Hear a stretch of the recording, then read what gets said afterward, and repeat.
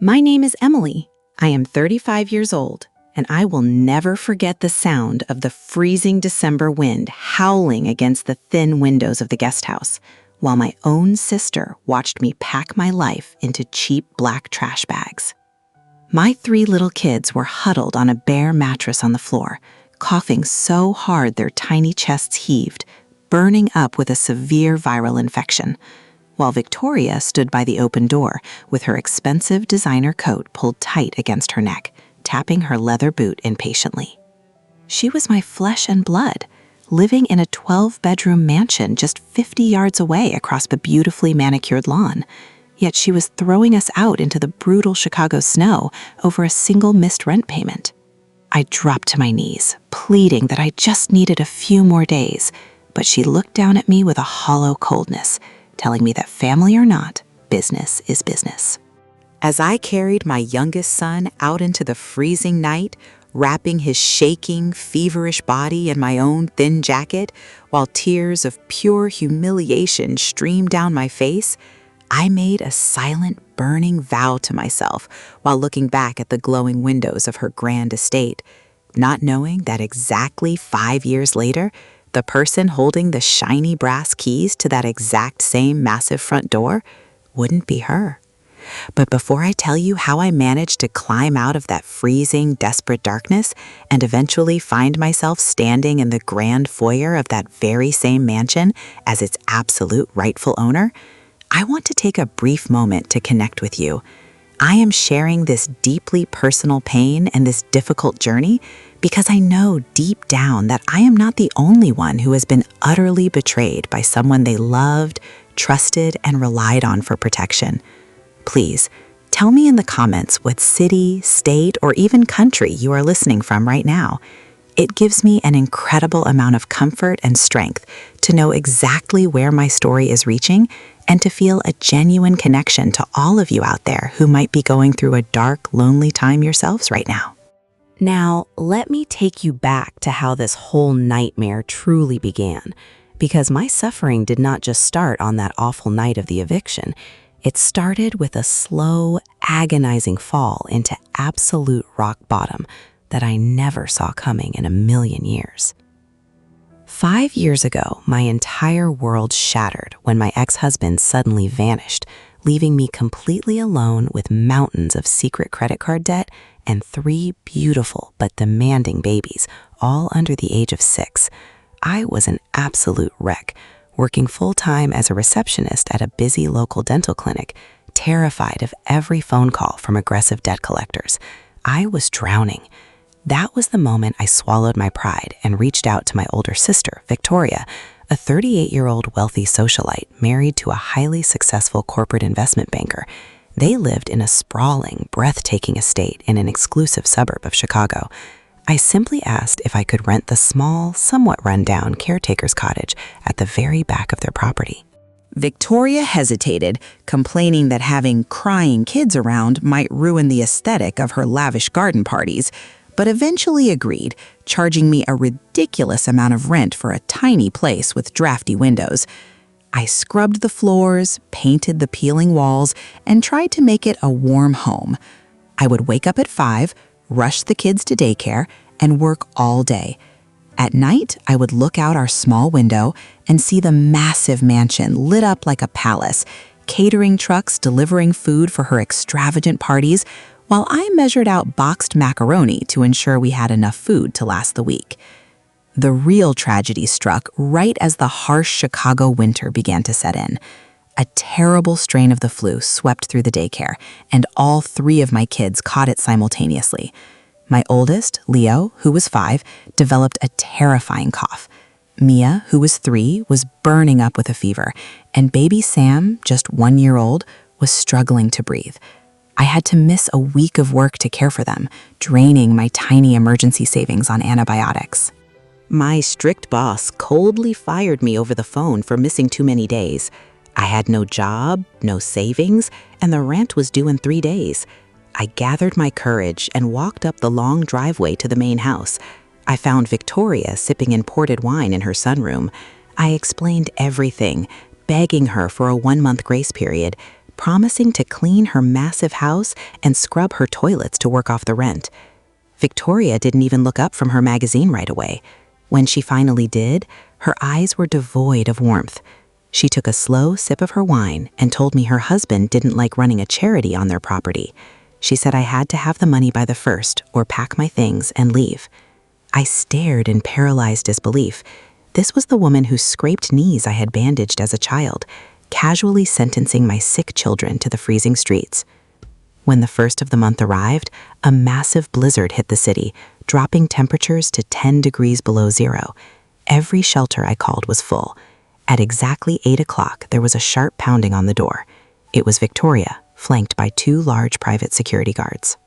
She stood on the porch in her thick fur-lined coat and demanded the keys. I panicked, crying and pointing to the mattress where my babies were sleeping, their breathing heavy from the lingering sickness. I asked how she could sleep in her warm bed, knowing her niece and nephews were freezing. She just crossed her arms and told the guards to start removing my belongings. The utter humiliation is permanently burned into my soul. I scrambled around, sobbing hysterically as I shoved our few clothes and diapers into black plastic garbage bags, my hands shaking violently. I woke up my sick, confused children, wrapping them in every layer of clothing we owned. As we walked out the door, the brutal wind hit us like a physical blow. Victoria locked the door behind us, turned around, and walked briskly back to her glowing mansion. She didn't offer a ride or a blanket. She just left us standing in the deep snow, carrying garbage bags, completely alone in the dark. We walked for what felt like an eternity to a nearby 24-hour gas station, where the kind overnight clerk let us sit inside while I called a police non-emergency line. They transported us to an emergency overflow shelter in the inner city. It was a massive gymnasium filled with hundreds of cots, smelling strongly of bleach, stale sweat, and sheer desperation. The fluorescent lights buzzed all night, and the sound of coughing and arguing made sleep impossible. I sat on the flimsy cot, holding my babies tightly to keep them warm, weeping silently into a rough wool blanket, feeling like the absolute worst mother in the world. I had failed them. But in that miserable gymnasium, my life took a tiny turn. The woman sleeping on the cot next to ours was Sarah, a 36-year-old former diner waitress who had lost her home after a bad divorce. She saw my despair and handed me a small box of crackers and a juice box for the kids. That simple act of kindness from a stranger broke me, and we spent the rest of the night talking in hushed whispers. Sarah became my lifeline. When morning came, she told me about a busy downtown diner desperately looking for an overnight dishwasher. I marched in, still wrinkled from the garbage bags, and begged the manager for the job. He hired me on the spot. For the next 2 years, my life was a relentless, punishing cycle of sheer exhaustion. I moved us into a cramped one-bedroom apartment in a rough neighborhood. During the day, while the kids were at school and city-funded daycare, I worked a second job cleaning office buildings, scrubbing corporate toilets. At night, I stood for 8 hours straight in the steamy, grease-filled diner kitchen, plunging my raw hands into scalding soapy water, scrubbing burned pans until my knuckles bled. Every bone in my body ached permanently. I would look down at my hands and barely recognize them. They were red, cracked, and covered in tiny burn marks from splashing grease. There were nights I would come home at 6 in the morning, collapsed onto the worn-out linoleum floor of my kitchen, and just cry from the physical pain, wondering if I would ever escape this crushing poverty. I would quietly open the door to the single bedroom where all 3 of my kids were sleeping peacefully in a shared bunk bed, listen to their soft breathing, and remind myself why I was enduring this literal hell. Their innocent faces were the only thing keeping me from entirely giving up on life. But I never forgot the image of my sister's glowing mansion or the coldness in her eyes. That memory became a burning fire in my stomach. While washing dishes, I started paying close attention to how the chefs cooked and operated the kitchen. I realized I had a natural talent for preparing meals efficiently. I noticed the office workers in the buildings I cleaned always complained about lacking healthy, affordable lunches. I took a massive risk. Using my tiny tax refund, I bought bulk ingredients and started a small meal prep service out of my cramped apartment kitchen. I cooked late into the weekends, packaging healthy meals and selling them to the office workers. The response was overwhelming. Word of mouth spread like wildfire. Within 6 months, I had too many orders for my tiny kitchen. I convinced Sarah to quit her job and become my business partner. We rented a cheap commercial kitchen during off hours, cooking from midnight until dawn, chopping mountains of vegetables. We launched a professional website and targeted corporate catering events. The hustle was brutal, but it was ours. My business, Resilience Catering, absolutely exploded. I quit my cleaning job, then the diner. By the end of my 3rd year, we were securing massive catering contracts with the biggest tech companies and law firms in Chicago.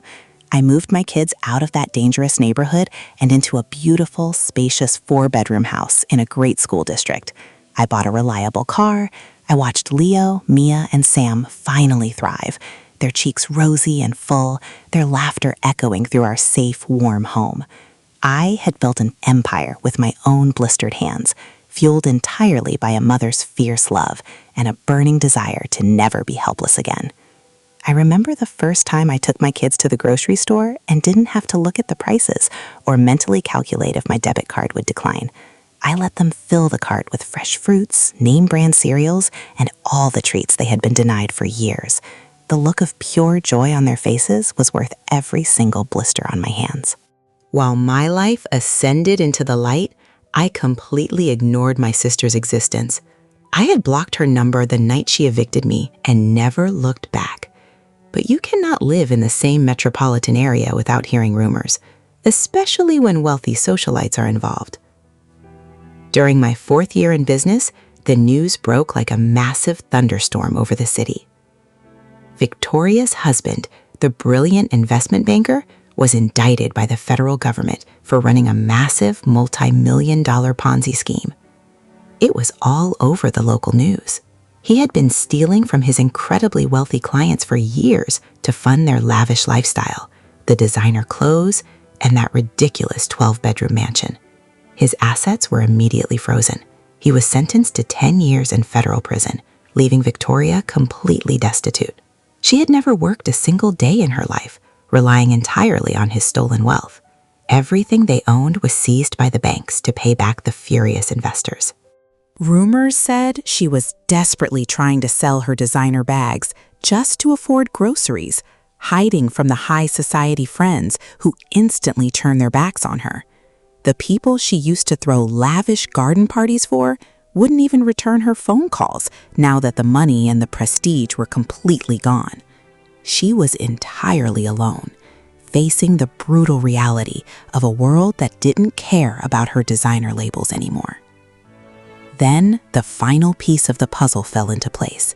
My real estate agent called me one Tuesday morning. He told me that a massive estate in the wealthy suburbs was going up for a public foreclosure auction that week. It was Victoria's mansion. The bank was desperate to offload the property quickly, and the starting bid was shockingly low. I felt a strange, powerful chill run down my spine. I didn't need a 12-bedroom mansion. It was completely impractical. But as I closed my eyes, I didn't see the grand columns. I saw the freezing snow. I saw my baby shivering on a bare mattress. I saw my sister's cold, merciless eyes. I called my financial advisor, verified my liquid assets from the business profits, and told him to prepare a cashier's check. The day of the auction, it was pouring rain. I walked into the stuffy courthouse room wearing a sharp, tailored business suit, projecting a confidence I had earned through years of blood, sweat, and tears. There were several wealthy developers eager to snatch up the luxury property. The auctioneers started the bidding, and the numbers flew fast. I sat quietly in the back row, calmly raising my numbered paddle every time the bid slowed down. As the price climbed higher, the other bidders slowly dropped out in frustration. Finally, it was just down to me and one stubborn real estate tycoon. He glared at me and threw out a massive number, expecting me to fold. I didn't even blink. I raised my paddle and confidently countered with an offer that shattered his limit. The room went dead silent. The auctioneer called out, "Sold." The loud slam of his wooden gavel echoed through the room, but in my mind it sounded exactly like the heavy oak doors of the mansion closing on me 5 years ago. Only this time, I was the one holding the keys. 2 weeks later, the final paperwork was signed, the massive check cleared, and the property was officially mine. I drove up that long, perfectly paved driveway in my brand new SUV, the tires crunching softly against the gravel. The massive estate looked slightly unkempt, a stark contrast to its former glory. The perfectly manicured lawn she cared so much about was now overgrown with weeds, and the grand water fountain in the front was completely dry and filled with dead leaves. The bank had given Victoria 30 days to vacate the premises before the new owner took possession, and today was her absolute final day. I walked up the wide stone steps and unlocked the heavy double doors with my own key. I stepped into the grand foyer, my heels clicking loudly against the imported marble floor. The house was mostly empty, the expensive furniture already repossessed. Standing in the middle of the massive living room, surrounded by a few cheap cardboard moving boxes, was my sister. She looked terrible. Her hair was unwashed, her face pale and drawn, wearing a faded tracksuit. She jumped when she heard my footsteps and spun around, her eyes widening in absolute shock when she saw me standing there. "Emily," she whispered, her voice trembling, looking at my expensive suit and confident posture. "What are you doing here? How did you get in? The bank said the new owner was coming today to inspect the property." I walked slowly towards her, my expression completely neutral, feeling a surreal sense of absolute calm wash over my body. I didn't feel anger anymore. I just felt an overwhelming sense of closure. "I am the new owner, Victoria," I said, my voice steady and clear, echoing slightly in the empty room. Her jaw practically hit the floor. She staggered backward, bumping into a cardboard box, completely unable to process the reality of the situation. "No, that's impossible," she stammered, shaking her head frantically. "You were completely broke. You were living in a shelter." I looked around the massive empty room, then directly into her terrified eyes. "I replied coldly, "because you threw my sick, freezing children into a blizzard over a few $100s. You told me that family or not, business is business. Well, Victoria, I took your advice. I built a business, and my business just bought your entire life." Tears immediately welled up in her eyes, and for a split second, I saw the exact same desperate, humiliated expression I had worn on my face 5 years ago. She suddenly lunged forward, trying to grab my hands, sobbing uncontrollably. "Emily, please, I have nowhere to go. My friends won't answer my calls. My credit is completely destroyed. I have absolutely nothing left. Please let me stay in the guest house. I'll clean, I'll do anything. Just please don't throw me out into the street." The sheer irony of her exact words hit me like a freight train. She was begging for the exact same mercy she had violently denied me when my children were literally sick and freezing. I gently but firmly pulled her hands away from her desperate grasp. I looked her up and down, feeling nothing but a profound, heavy pity for the pathetic shell of a woman standing in front of me. "The guest house is going to be demolished next week to make room for my new catering kitchen," I told her plainly, stepping back toward the grand entryway. "Your 30 days are officially up. You need to gather your boxes and leave my property immediately before I am forced to call private security to have you escorted out." She collapsed onto the marble floor, burying her face in her hands, weeping loudly as the harsh reality of her consequences finally crushed her. I didn't stay to watch her suffer. I turned on my heel, walked out the massive front doors, and locked them firmly behind me, stepping out into the warm afternoon sun. I learned a very harsh, unforgettable lesson throughout this agonizing journey. The universe has a very peculiar, inevitable way of balancing the scales, but it requires you to be the one to do the heavy lifting first. You cannot wait for karma to do your job for you. You have to harness your pain, Channel your absolute darkest moments of despair and use them as the fuel to build your own fortress. I could have easily let the bitterness and the cold of that terrible winter night destroy me and my children, but instead, I used it to forge a life so incredibly bright that no one will ever be able to plunge us into the dark again. Victoria eventually moved into a tiny, state-funded studio apartment across the city, working a minimum wage retail job, completely isolated from the luxurious world she once ruled, while my children run and play freely in the massive, beautiful gardens she used to prioritize over their very lives. If you were in my shoes and the person who ruthlessly threw you out into the freezing snow was suddenly begging at your feet for mercy, would you have let her stay? Or would you have done exactly what I did? Until the next story.